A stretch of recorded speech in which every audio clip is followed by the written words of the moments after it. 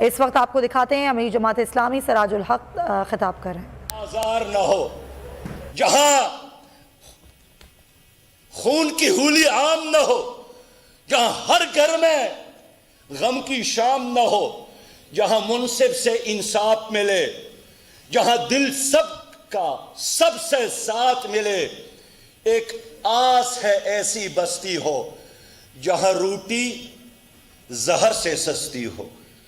یہ بستی کاش تمہاری ہو، یہ بستی کاش ہماری ہو۔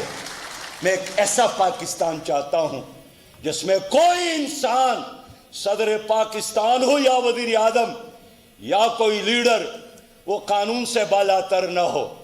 ایک ایسا پاکستان چاہتا ہوں کہ ایک عام دیہاتی بھی اپنی لیڈر کے گریبان میں ہاتھ ڈالے کہ جواب دینا، یہ پراپرٹی کیسے بنائی، یہ بنگلے کیسے بنے، یہ جائیدادیں کہاں سے آئی، اور ان کو ڈانٹنے کی بجائے حساب کتاب دے۔ ہم جب کہتے ہیں کہ مدینہ کی اسلامی ریاست ہم بنا سکتے ہیں تو اس دعوے کی بنیاد یہی ہے کہ ہمارا اپنا دامن کرپشن سے پاک ہے، ہماری اپنی جماعت میں حقیقی جمہوریت ہے، ہماری اپنی جماعت میں ہر آدمی کا فورم پر احتساب ہوتا ہے۔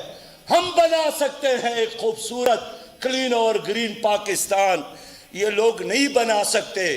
انہوں نے پاکستان کو دہشت کا بازار بنایا، انہوں نے سیاست کو جھوٹ کا کاروبار بنایا، انہوں نے جینا مشکل اور مرنا عوام کے لیے آسان اور ارزان بنایا۔